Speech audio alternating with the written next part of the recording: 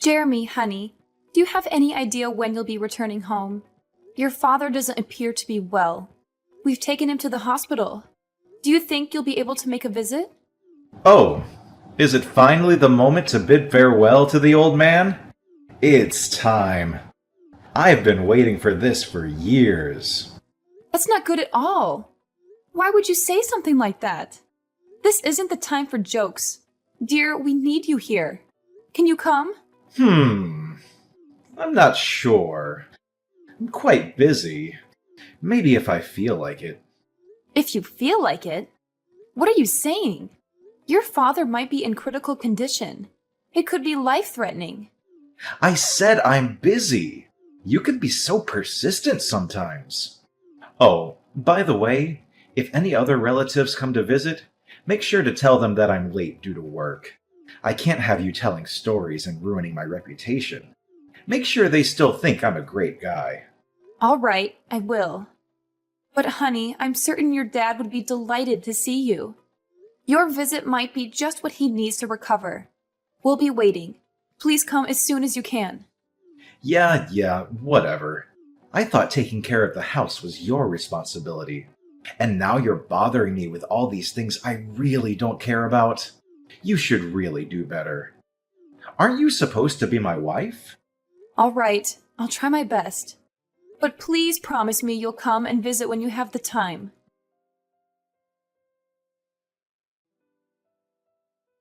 Are you at home? Yes, I am. Is something the matter? I thought you had taken the day off from work. It's clear you've been extremely busy with your job lately. You left in the middle of a funeral without even saying goodbye. I should probably let you know that I've quit my job. What? Why would you do such a thing? Haven't you heard? Dad left behind a substantial fortune. I didn't know about it until now, so there's no chance you knew. There's almost $5 million in his bank account. Really? But I still don't understand why you would quit your job just like that. It doesn't make sense. Can't you see it? A poor girl like you won't ever understand. You can be so ignorant sometimes. Jeremy, I may not have inherited a fortune, but that doesn't mean I can't comprehend your decision. Money isn't the sole measure of happiness or success in life. You don't get it, Kayla. This is a game changer. With this money, I can finally live the life I've always dreamed of. No more long hours at the office, no more stress, and no more compromises. I can travel the world, start my own business, and truly enjoy the fruits of my labor.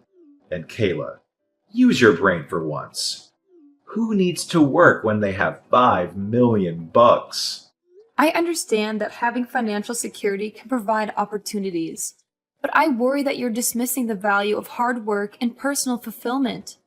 Remember, our father worked tirelessly to build his wealth, and he also valued the importance of family and relationships.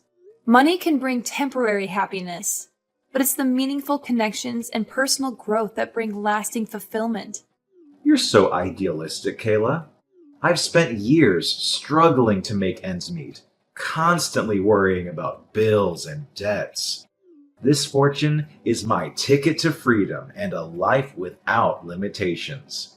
I deserve to finally enjoy the luxuries I've always desired. I don't see where this is going. I just want you to consider the potential consequences of abandoning everything you've worked for. Success is more than just financial wealth.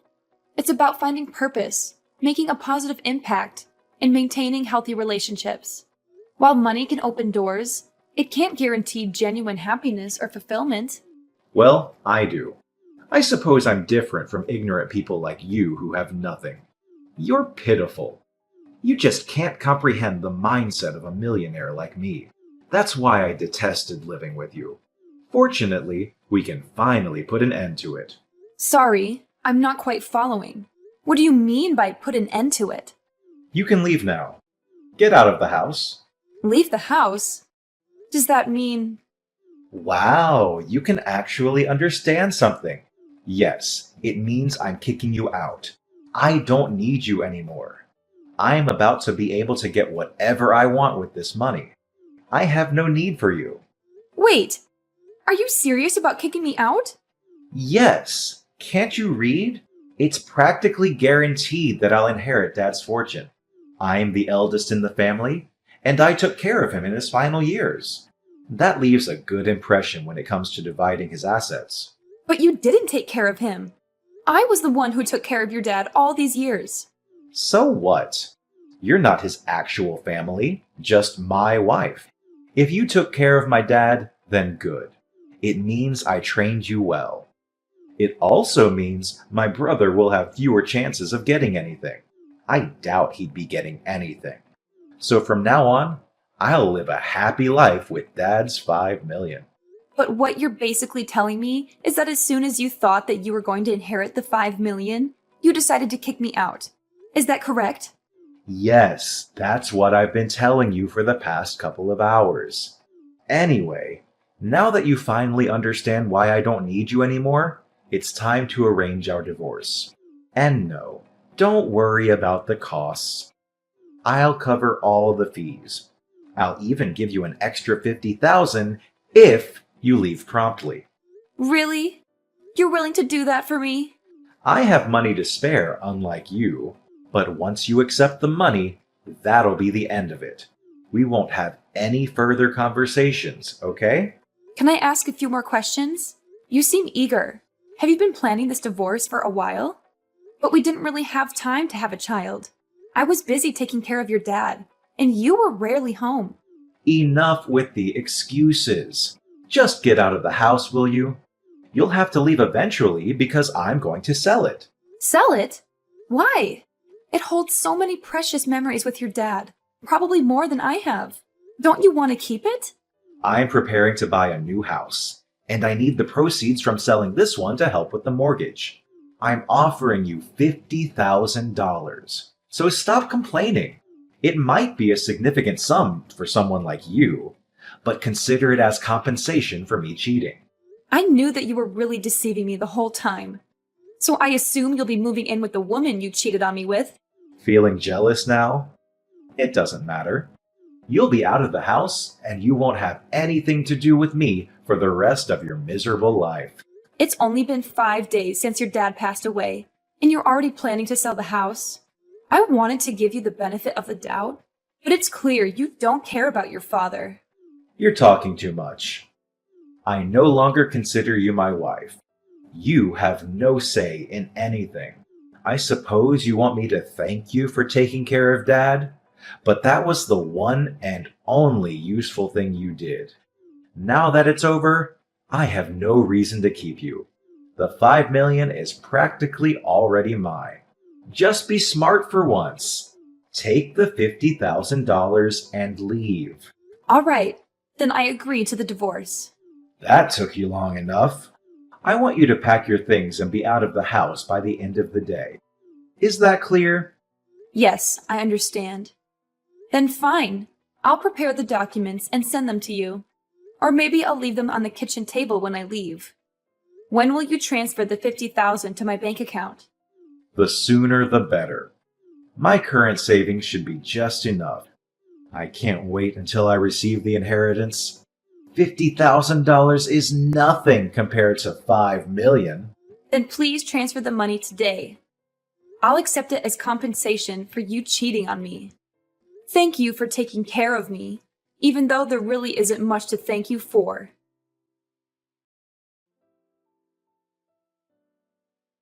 What on earth is happening, Kayla? What? I thought we agreed to not contact each other after the divorce. I still haven't received my inheritance. Have you heard anything from the attorneys? You better not hide anything from me. So that's the reason you reached out to me? I don't think you'll be getting anything, Jeremy. What does that mean exactly? I don't think you'll receive a single penny. I don't understand. Where is my 5 million? I've been waiting for it. Frankly, I can't fathom how you believed you were entitled to anything.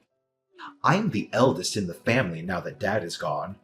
I should be the one inheriting his entire fortune. Dad left a will. Did you know? Obviously not. Otherwise, I wouldn't be asking you what's going on. After the funeral, a court-appointed executor paid his respects. Apparently, he was named by your dad before he passed, and he was responsible for carrying out his wishes. We scheduled a meeting to discuss the contents of the will. Don't fret, it's all been settled. Why was I kept in the dark about this? Well, you barely attended the funeral. You left early, remember? We assumed there wouldn't be much of an issue without you, so we didn't bother informing you. What the hell? According to the will, your dad decided to bestow his entire fortune upon me. It was very kind of him. I don't have time for this nonsense. Just tell me the truth. If you don't believe me, then why don't you ask your brother? He should be well informed since he was chosen to take over the family business. Are you joking? I suppose it doesn't concern you much since you never excelled at work in general, if I recall correctly. That's why your dad told you to work at a different company, right? Anyway, your brother inherited your dad's company, and I inherited his fortune. You? You inherited that 5 million? There must be a mistake. No mistake. I was the sole caregiver for your dad during his retirement years. It wasn't easy, especially since you prevented me from hiring help. The least you could have done was lend a hand, but you never bothered. Your dad remained silent, but he harbored resentment towards you for never lifting a finger or showing any concern. Why didn't he say anything? Why should he have to? You're his son. By the way, he also knew about the fact that you cheated on me. I assume that's why he chose not to leave you anything. The lawyer mentioned a fortune of 5 million, didn't he? Yes, that's correct. However, none of that money is coming your way. I'm just guessing here, but I'm pretty sure the lawyer never mentioned anything about you being the beneficiary. Our divorce is finalized, and we have no reason to stay connected. I have no intention of associating with you anymore. Don't you dare talk to me like that, you pathetic woman! Why do you get to keep all the money? You're not even related to my dad. You hardly knew him. I should be the one receiving the 5 million, not you. If I barely knew him, why would I have taken care of him all these years? I wouldn't have done something like that if I didn't know him, right? The reality is, I knew him much better than you did, especially in his final years. It's time for you to face the facts. You're a horrible person, and this is the consequence of your actions. Fine. Whatever. I guess you knew him. But that's not what we're discussing right now. Stop going off topic. Really? I believe it's entirely relevant. You're the one who started the conversation about what happened to the money, right? I'm just trying to be considerate and explain how your father, out of his kindness, decided to leave me his fortune. And I'm explaining why you won't receive a share from such a kind-hearted man. I don't see why you're having trouble understanding. He's still my father, though. Oh, now you suddenly care about him. I distinctly remember you didn't bother showing up when I called you from the hospital. The only thing you did was attend the funeral. And even then, you left early without paying your respects.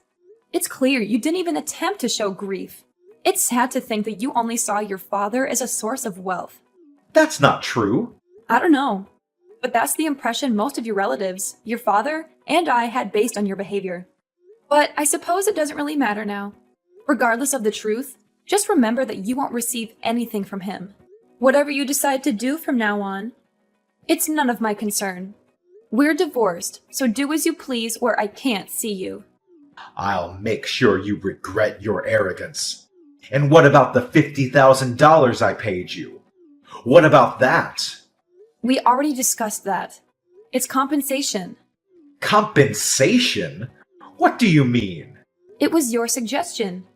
Compensation for your infidelity. If you have any further issues, please address them with my lawyers.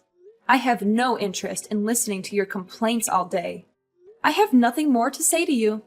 But my money! Where's my money? Perhaps you should reflect on your behavior. You were so consumed with work that you rarely came home. You hardly contributed to taking care of the house, let alone your father. Even when you were home, you spent your days lounging on the couch, watching TV like a sloth. Frankly, I think both your dad and I had enough. We expected more from you, and I'm sorry it had to come to this. It's not my fault I was busy. Are you implying I'm not allowed to take a day off and relax? No, that's not what I'm trying to say. But were you genuinely busy? Are you certain you weren't out with the person you were cheating on me with? Considering your lack of dedication to work, I doubt you had any important responsibilities at the company. It's not just your work ethic that's an issue, it's also your values. If you think divorcing me the moment you were about to receive $5 million was a wise decision, then I have no words for you. It's not like that. I had my own problems too. I was under a lot of stress. I'm simply not the kind of person who shows or discusses it openly. Come on. There must be some goodness in you. Share the inheritance with me. Don't you think it's unfair to keep all that money to yourself? I never realized you were so greedy. What problems did you have? Care to explain? No matter how many times I asked, you hardly contributed any money towards the house. When I faced difficulties, you were having fun with your secret lover. It's not fair to me at all, you know. And it's even more unreasonable that after all your stupid actions, you still want me to share my fortune with you? Don't think you can deceive me again. There's no point in continuing this conversation, is there? I've already moved out of our old house, just as you requested. If you want to sell it and buy a new one, go ahead. I don't care. Just don't think you'll be getting much out of it, Jeremy. But I invested $1 million in the new house. I already have a mortgage. I plan to pay it off with the inheritance. Now what am I supposed to do?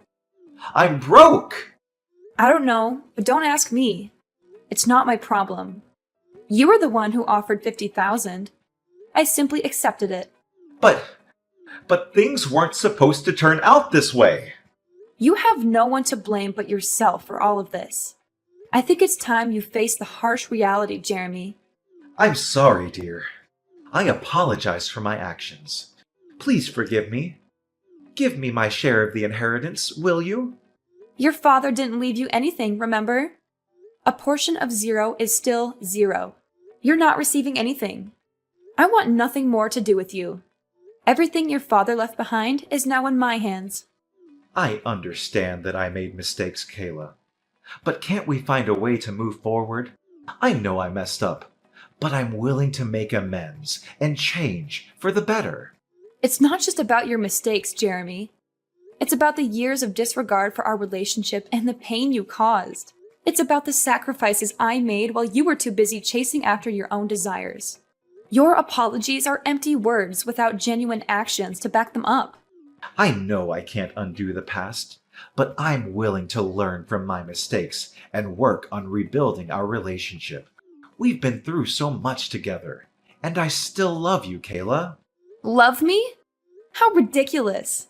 You may say you love me, but your actions have proven otherwise time and time again. It's not just about the inheritance. It's about the years of emotional neglect and the disregard for our partnership. I understand that I hurt you, Kayla, and I'm truly sorry for that. I want to make things right and show you that I've changed. But we can address the issues that led us to this point and work on rebuilding our trust. Please, Kayla, don't shut me out completely. I know I messed up, but I still believe in us. Let's at least try to find common ground and work towards healing and understanding. It's over. Right now, I need to prioritize my own well-being and find happiness on my own terms. I hope you have fun with your job and your new girlfriend. But I don't have a job anymore.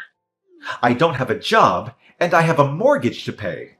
Your ex-husband is going through a tough time right now. Shouldn't you fulfill your duties as a former wife and help me out? I'm not your wife anymore, honey. Did you forget? We got divorced. Please, help me. Even though we're no longer married, we spent years together. We used to love each other deeply. But did we really? If we did, it was a long time ago. The past few years have been incredibly challenging for me.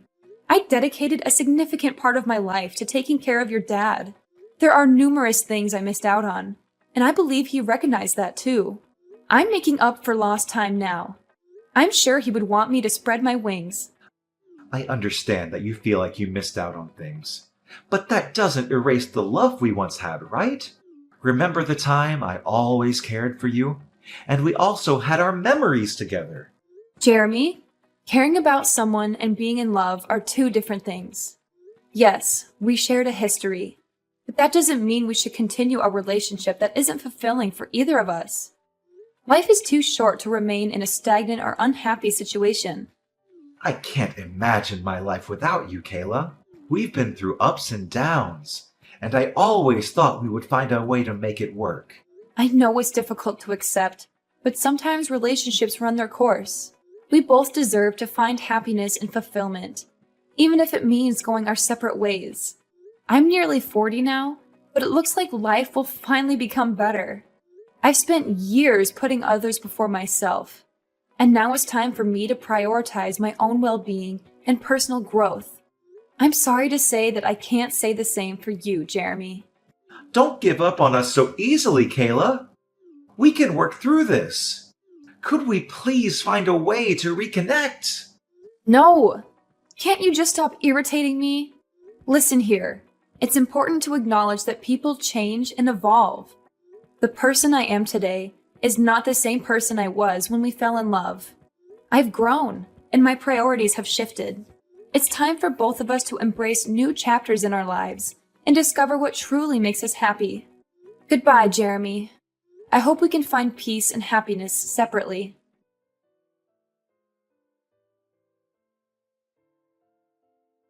After what happened between Jeremy and me, I made the decision to block him, ensuring that I wouldn't receive any messages or calls from him.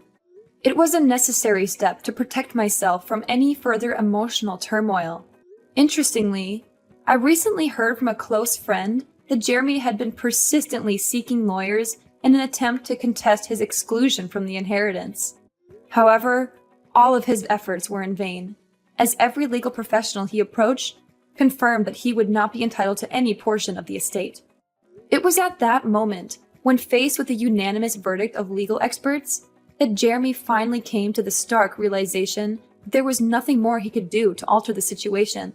The consequences of his actions had caught up with him, leaving him not only emotionally shattered, but also financially devastated. Deep in debt and with his bank account drained, he had no choice but to accept the harsh reality before him. To make matters worse, as soon as his girlfriend discovered that Jeremy would not be receiving any inheritance, she promptly abandoned him, leaving him to face the consequences alone. Their plans for a new house, which were built on the expectation of financial security, crumbled away, leaving Jeremy in a state of despair and uncertainty. In a desperate attempt to seek assistance, Jeremy turned to me and other relatives, pleading for help and support. However, his pleas fell on deaf ears as all of us, having witnessed the pain he had caused and the consequences of his actions, refused to extend a helping hand. With no alternative left, Jeremy found himself in the position of having to find a new job. Unfortunately, his search proved to be a challenging one, as he struggled to secure a full-time or even a decent part-time position. Eventually, he was left with no choice but to accept a job at a factory located in another state, where the working conditions were nothing short of abysmal. Day and night, he toiled tirelessly, with minimal rest, simply to make ends meet.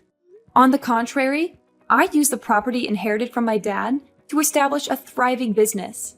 With hard work, determination, and a stroke of good fortune, my venture flourished over the years. And as fate would have it, I crossed paths with a kind-hearted gentleman whom I eventually married. Moreover, I also spent an amount of money on charity and volunteering. These voluntary activities really helped me to find peace in my heart, so that I can begin a new chapter of my happy life. In essence, my goal in life is to find true happiness and make the most of the opportunities that come my way. While Jeremy's actions and choices led him down a difficult path, I choose to forge ahead, learning and growing from my experiences, and honoring the blessings that have come my way.